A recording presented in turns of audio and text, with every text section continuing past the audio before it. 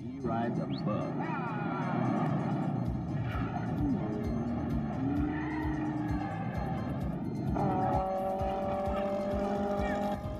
BMW wheels.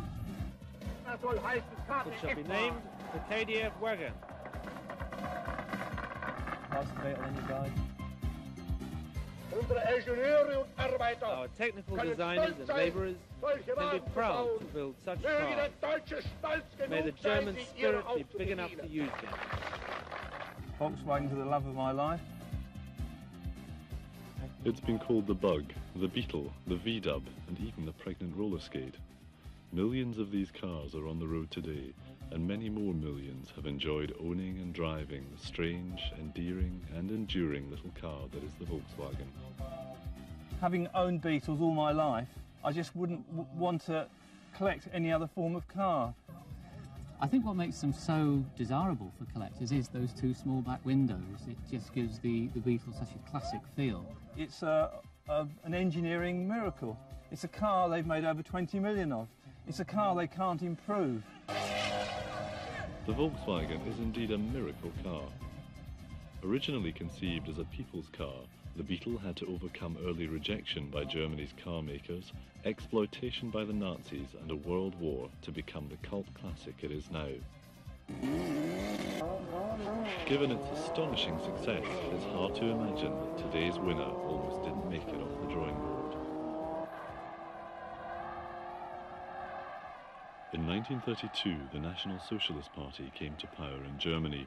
The soon-to-be Chancellor, Adolf Hitler, was a keen car enthusiast, and his attention soon focused on a proposal for a small, cheap car, a Volksauto.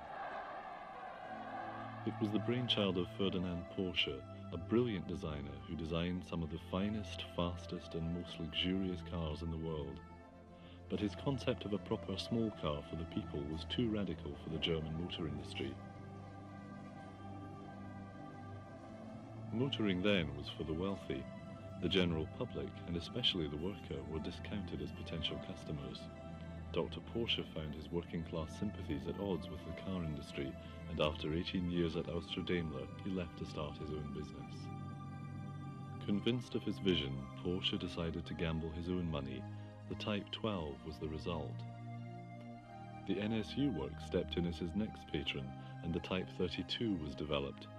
But the project stalled again.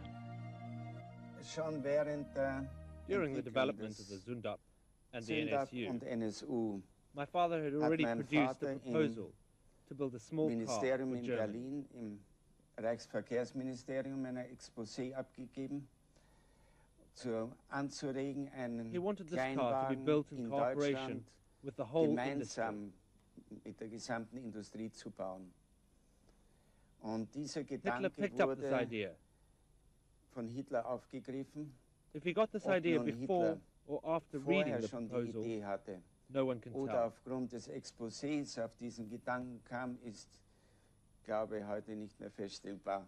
Anyway, Auf at the jeden car Fall exhibition of im Jahr 1934, 34 he mentioned a bei der Volkswagen Automobilausstellung for the das first erste time. Mal von einem Volkswagen gesprochen.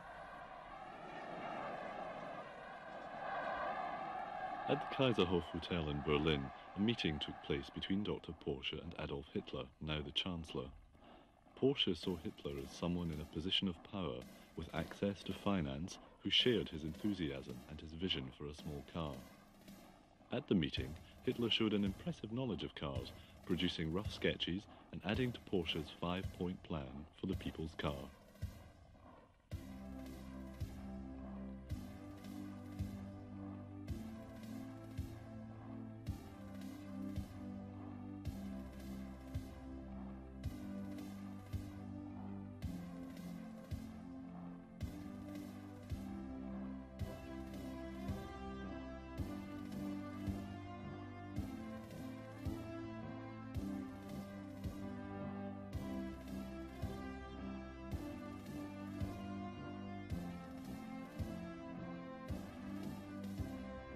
Hitler then persuaded the RDA, the German car manufacturers' trade organization, to sponsor Porsche and aid the development of the Volksauto. Only 1 in 49 people owned a car, compared to 1 in 6 in America, and Hitler realized the propaganda value of promising to make the country mobile. Mass ownership would also strengthen the motor industry and create much-needed work. I am pleased that through the ability of a brilliant technical designer and his staff, we have succeeded in finishing the first sketches of the German Volkswagen, and that we can test the first edition by the end of this year. The RDA were still totally opposed to the People's Car and only adhered to the contract because of political pressure. They forced Porsche to design and build in his own garage and rather hoped he would fail. Despite this, at the end of 1935, 2 cars were being tested in the Black Forest. These were the first of many prototypes. Porsche's ideas and concepts were made into reality with the engineering excellence of Karl Rabe and the body design skills of Erwin Komeda. The V1 sedan was built by the coach builder Rutter, and a V2 cabriolet by Trautz followed.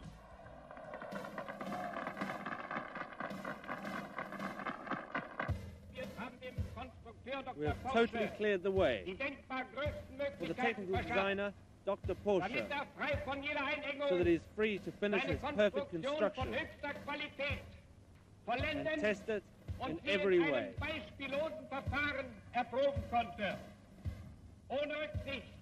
We have let nothing get in the way of our work.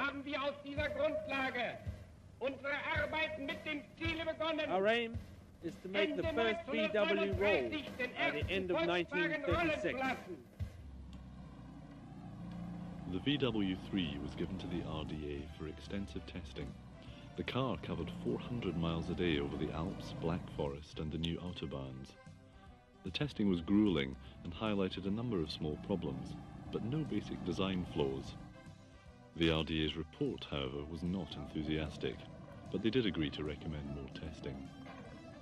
Despite the time and cost involved, Porsche developed his technical innovations with the sole aim of determining the ideal solution.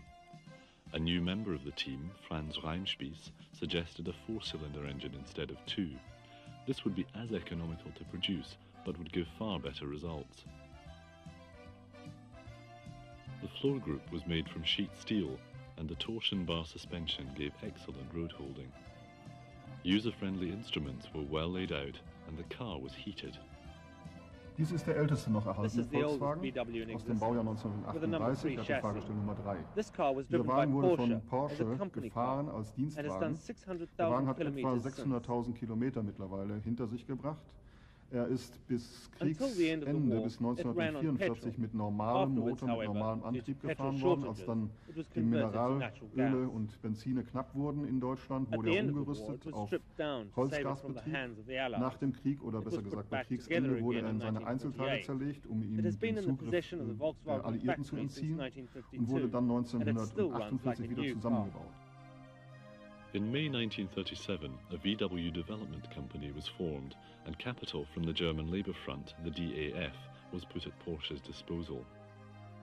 Dr. Porsche's son Ferry, a talented designer in his own right, oversaw the construction and testing of the Series 30.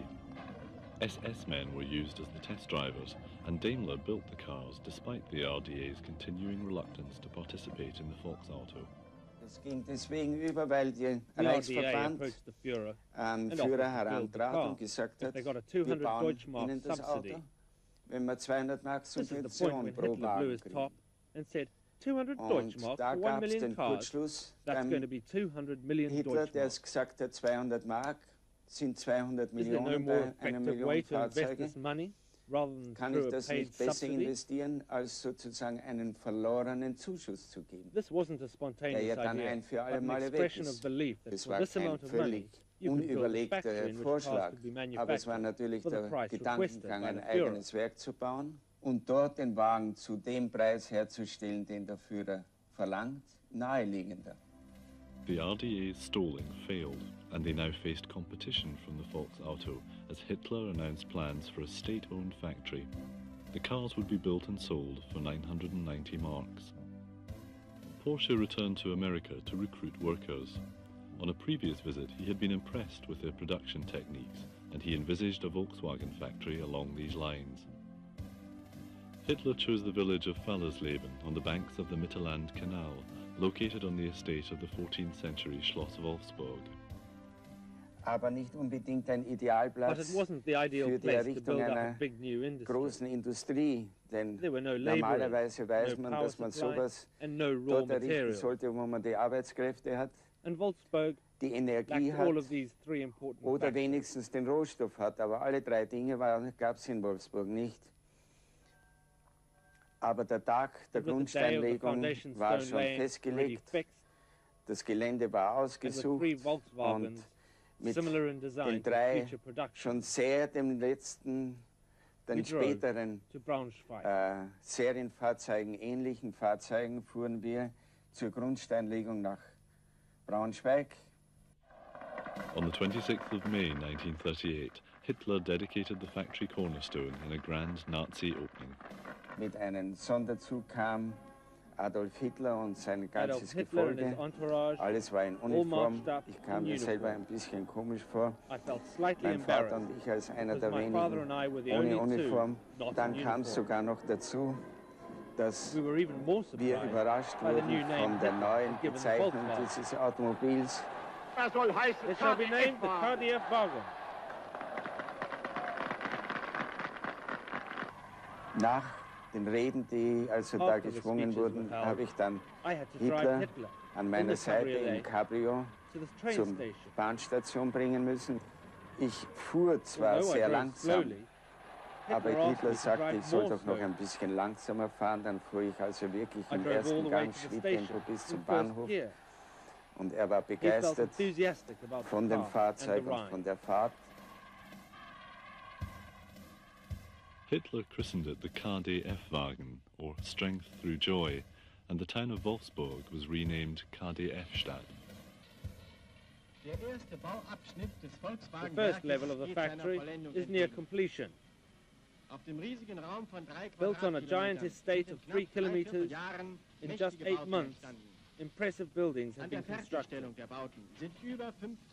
Over 5,000 working comrades, of which a few thousand are Italian and Dutch, are finishing the building. Hitler boasted that this factory would be bigger than the Ford factory, would outproduce it, and that the Volkswagen would be the cheapest car in the world.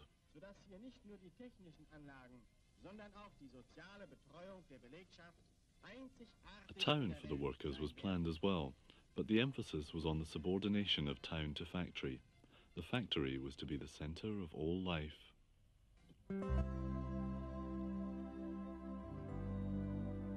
While still being tested, the prototype of the Volkswagen 38 series was presented to the press and public through propaganda runs.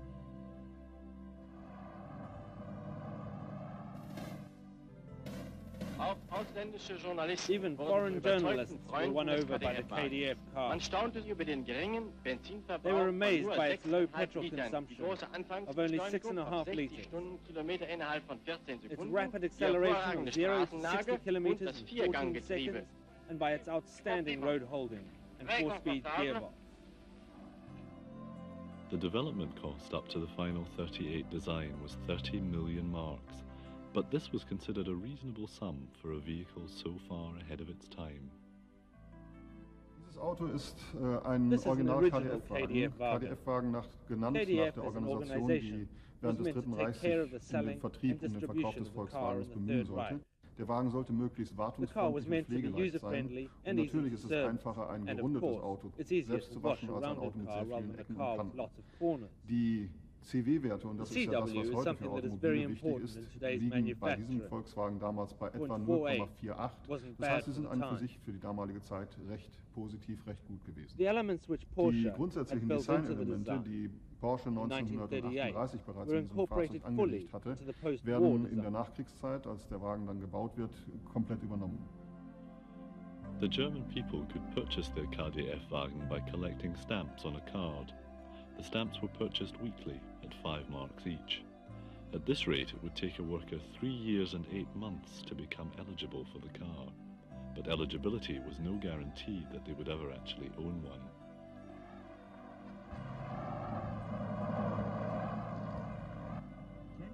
This advertising film of the 30s promised the car for the people. Over 300,000 Germans signed up for the KdF-Wagen, but none ever received their car.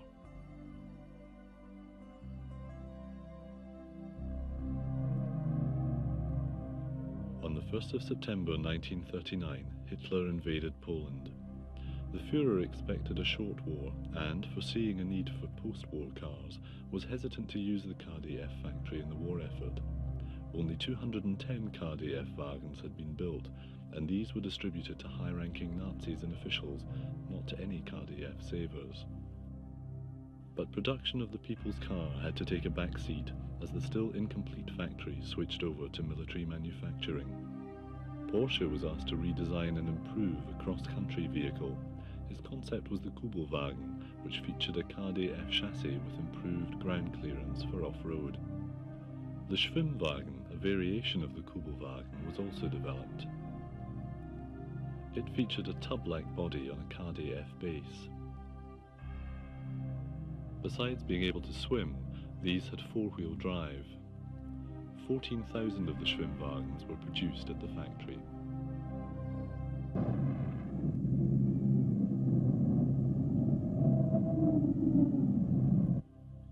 The war crushed Germany and shattered Ferdinand Porsche's long-fought-for vision of a car for every man. It destroyed Porsche himself. Although the Nazi regime had supported Porsche and his VW brought prestige to the Third Reich, he wasn't a party member and he was found not guilty of war crimes. But by then, harsh imprisonment had deprived him of his health. The town of Wolfsburg, liberated by the US Army in 1945, was crowded with slave laborers, freed prisoners of war, and displaced persons.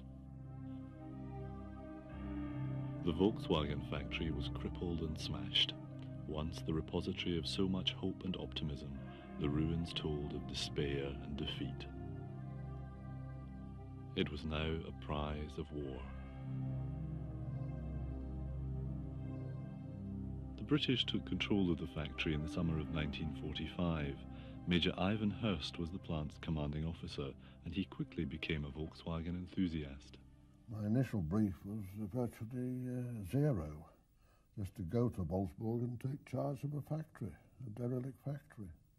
The officer in charge at Army headquarters in Germany had been in Germany in 1938 and had been at the motor show in Berlin that year and had ridden in one of the pre-production Beetles, KdF-Wagen as they're then called, and it was he who had the bright idea that the British in Germany would require a light vehicle. It was clear, of course, that if we could get cars made in Germany from German materials by Germans, this wouldn't cost the British taxpayer anything. We did a quick survey and decided it would be possible to produce a Beetle, provided that materials were available. We got an allocation of steel, but the steel mills couldn't deliver sheets big enough, and the first Beetles were produced with a welded seam across the roof.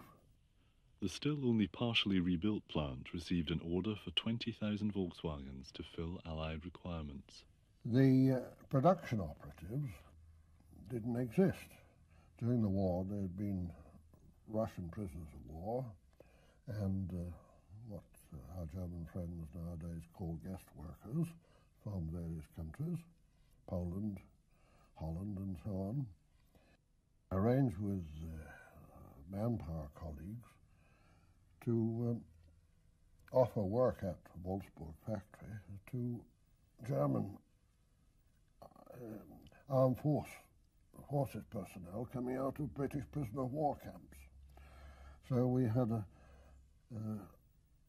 a workforce of ex-German army and air force. There were many problems to overcome. Food was scarce and the workers often went hungry. The front garden of the factory was ploughed for planting and a blind eye was turned to a flourishing black market in parts and goods. Production of the Beetle really got going in March 1946 at a rate of 1,000 cars a month, which was the limit set by the availability of materials. It was a time when no other manufacturer in Germany was producing cars at all. 1946, and a new beginning for the newly opened factory at Volkswagen. Cars are rolling off the production line. 18,000 workers are employed at the plant. By 1947, the Allied requirement was largely satisfied, and the British board came to realize that the factory might have a future. They looked for a German engineer to take over and found Heinrich Nordhoff. Nordhoff seemed an unlikely person to continue Porsche's vision. He had disliked the Volkswagen during its development. But Nordhoff inspired the workers with his pioneering leadership and great organization. He also came to love the Volkswagen. Remarkable production figures were achieved, and the 20,000th Beetle soon rolled off the line. Nordhoff's basic philosophy was continuous close contact with the workforce, whom he regarded as partners striving towards a common goal. The factory was soon able to satisfy the civilian demand too, and Nordhoff found himself with a growing business to run. It had been intended to dismantle the factory as surplus to the cap or placed on German industry at the end of the war.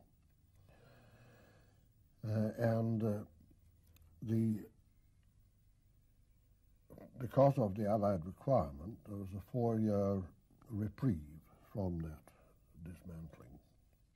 Economic stringency measures in Britain meant a rethink of this dismantling policy. If the Germans could pay for themselves, there would be less burden on the British taxpayer. All of us on the industry side in Germany got instructions to push German companies into exporting. The Volkswagen export drive began with very modest beginnings. A fledgling export market had been established by Ben Pon. He took the Volkswagen to the New York Industrial Exhibition in 1948, where the New York Times disparagingly referred to the Volkswagen as Beetle-like, unwittingly giving it the name we still love and use today. Americans didn't like the Beetle. Even 4 years after the end of the war, it was still seen as a Nazi creation. The Volkswagen was considered out of date politically and out of time with the public taste, but it was more a case of being ahead of its time. In 1949, the first export models rolled off the line. Nordhoff constantly rejected demands to redesign the car, preferring instead to retain the Volkswagen's unconventional looks and to improve it organically with better quality materials. The company was handed over to the Germans, to be precise, to the government of Lower Saxony, in the autumn of 1949, when we withdrew. The handover ended 4 years of uncertainty surrounding the future of the Volkswagen. Nordhoff now began to make Porsche's vision of a small, economic and reliable car a popular reality. This early advertising film illustrates the unstoppable myth of the Beetle. It was a myth that constantly won favour with both advertiser and purchaser alike. Unstoppable, yes, but advertising brochures also showed off the Beetle as a highly stylised and desirable car.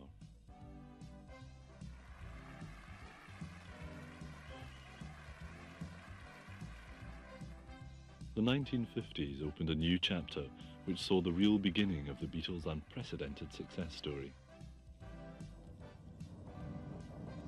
But for Ferdinand Porsche, who visited Nordhoff in the factory just before he died, it was the closing chapter. His dream was fulfilled. Volkswagens were everywhere. Auf seinem Rundgang durch das größte Automobilwerk Europas war der Bundeskanzler sichtlich beeindruckt von dem Schaffen der 27.000 Werkstätten. The German Chancellor was impressed by the factory's refit in 1950. The plant at Wolfsburg had been unable to cope with the increased demand for the cars, and the refit enabled modern, more productive assembly methods to be used. The wartime huts housing the workers were demolished, and Wolfsburg became more attractive. Sister factories were built at Hanover, Kassel and Emden as demand continued to outstrip supply. Assembly methods became more mechanized, and this enabled factories to be built around the world.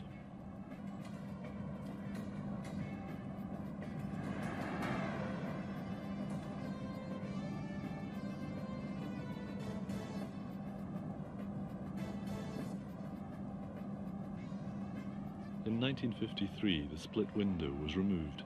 This was the first significant change to the Volkswagen's appearance in 20 years.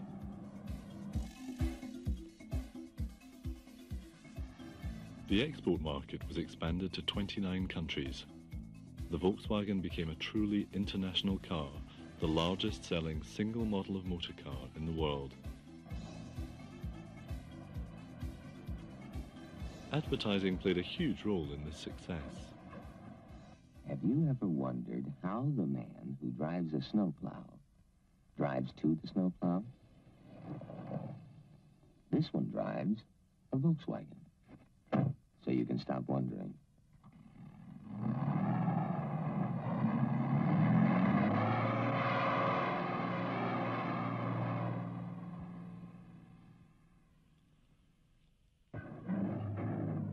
The integrity and honesty of the Volkswagen was heavily exploited in its advertising.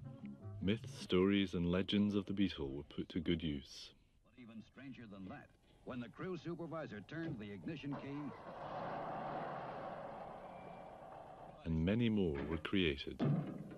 If you go back to the very beginning of television advertising and indeed to press advertising, you will find that by the late 50s, early 60s, advertising became progressively kind of jazzier and terribly lively and especially in the United States, dancing goes and God knows what else, and product features by the million.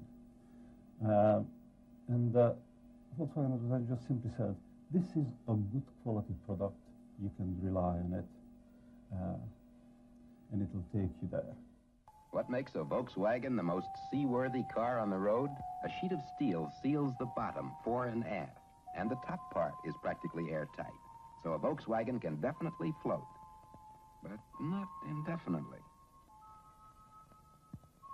It was a car that was right for its time, that had charm and practicality, and I think it became a classless car in a strange sort of way. It was a car that if you didn't have a lot of money, you bought because you wanted it, not simply because it was dictated by your bank balance. I, Maxwell Snavely, being of sound mind and body, do hereby bequeath the following. To my wife Rose, who spent money like there was no tomorrow, I leave $100 and a calendar. To my sons, Rodney and Victor, who spent every dime I ever gave them on fancy cars and fast women, I leave $50 in dimes. To my business partner, Jules, whose only motto was spend, spend, spend, I leave nothing, nothing, nothing. And to my other friends and relatives who also never learned the value of $1, I leave $1. Finally, to my nephew Harold, who oft-times said, a penny saved is a penny earned, and who also oft-times said, gee, Uncle Max, it sure pays to own a Volkswagen. I leave my entire fortune of $100 billion. Today, Beetle myths and legends still go on. A new generation of fans owe their thanks to Porsche and his talented team for creating the Beetle, a car that just won't die. It is as highly desirable now as it ever was. I bought a car in 1976 and I had to do a total restoration which has lasted nearly 15 years, and it was the actual job was finished in May of this year, and I estimated I spent in a region around about 10 to 15,000 to have the car completely restored top to bottom. As you can see, the car's unique. It was the only one I actually ever built.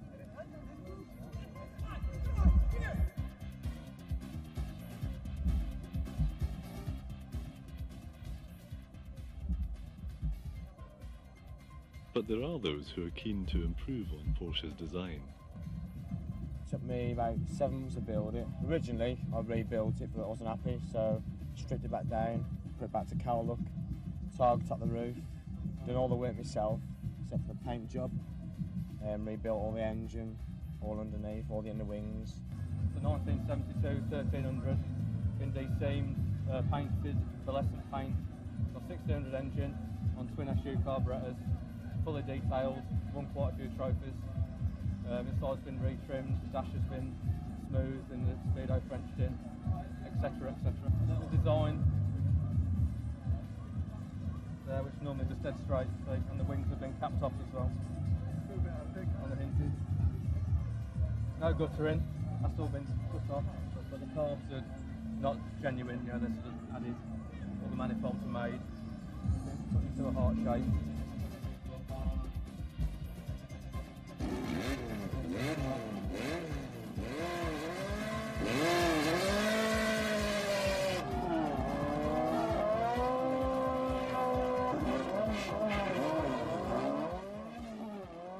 It's hard not to be enthusiastic about such an amazingly versatile little car.